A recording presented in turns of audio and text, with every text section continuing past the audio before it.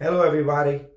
If you have been in a car accident, whether it was a major collision or just a fender bender, you may be feeling a little bit sore or maybe nothing at all yet. But here's the thing, even low speed accidents can cause injuries that don't show up right away. And if those hidden injuries are ignored, they can lead to chronic pain, arthritis, or even permanent nerve damage down the road. The body is smart and it tries to adapt, but without proper care, that adaptation can lead to long-term problems.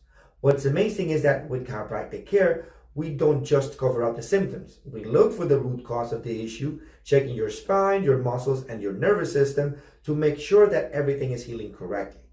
We use gentle, effective adjustments to restore balance, reduce inflammation, and help your body recover the right way before bigger problems begin. Early care is the key to long-term health, and we're here to help you every step of the way. So for more information, click the link in our bio, call us, or visit synergyovido.com to schedule your appointment. And if you know someone who was in a car accident, tag them and share this video to help them get the care that they deserve.